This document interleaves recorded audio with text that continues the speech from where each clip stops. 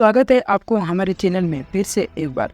दोस्तों, पुनर्जन्म का विषय लंबे समय से चर्चाएं चल ही रही है, लेकिन क्या आप जानते हैं कि पुनर्जन्म के पीछे न केवल आध्यात्मिक बल्कि कुछ ऐसे भी तथ्य जुड़े हुए हैं जिन्हें हिंदू धर्म के साथ साथ अन्य धर्मों में भी इसका विवरण किया गया। हिंदू धर्म ग्रंथों के अनुसार सभी जीवों में आत्मा निवास करती है, जिसे परमात्मा का अंश माना जाता है। जब एक व्यक्ति की मृत्यु हो जाती है तो सिर्फ शरीर रह जाता है। मृत्यु के बाद आत्मा एक शरीर से दूसरे शरीर में स्थान ग्रहण कर लेती है। शास्त्रों में बताया गया है कि जो व्यक्ति पूर्व जन्म में अच्छे कर्म करता है उसका फल उसे अगले जन्म में प्राप्त होता है। साथ ही जो बुरा कर्म करता है उसे अगले जन्म में उसकी सजा अगले जन्म में भोगनी पड़ती है। हमारे जीवन में जो वर्तमान स्थिति बनी हुई है वो हमें पूर्व जन्म के फल के रूप में प्राप्त हुई है। जन्म, मृत्यु और पुनर्जन्म यह सभी जीवन का चक्र है। यह तब तक चलता है जब तक एक आत्मा को मोक्ष की प्राप्ति नहीं हो जाती है। बता दें कि न केवल हिंदू धर्म में बल्कि बौद्ध धर्म, जैन धर्म और सिख धर्म में भी पुनर्जन्म पर विश्वास किया जाता है।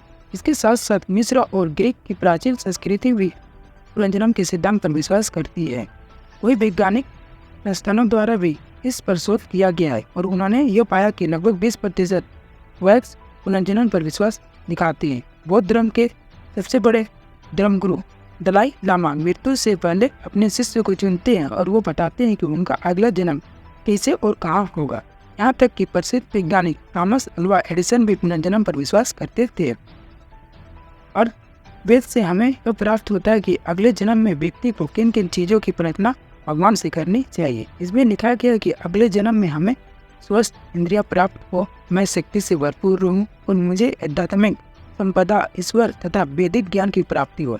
अगले जन्म में मैं विश्व के कल्याण के लिए बार बार निस्वार्थ भाव से कार्य करूं और हमारे कर्म श्रेष्ठ हो, ताकि हमें मानव जीवन में हमेशा मन और कर्मों की पवित्रता बनी रहे। इसके साथ ही हम आपकी पूजा कर सके और मोक्ष की प्राप्ति हो सके। इसमें परमात्मा से यह प्रार्थना की जा रही कि अगले जन्म में हमारे कर्म से ऐसे हो कि अगले जन्म में व्यक्ति को जीवन और मृत्यु के चक्र से मुक्ति प्राप्त होकर मोक्ष की प्राप्ति हो जाए।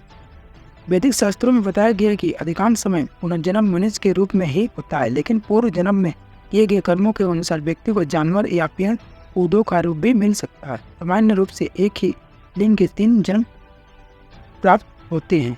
हमें हर जन्म में अलग अलग लिंग मिलता है।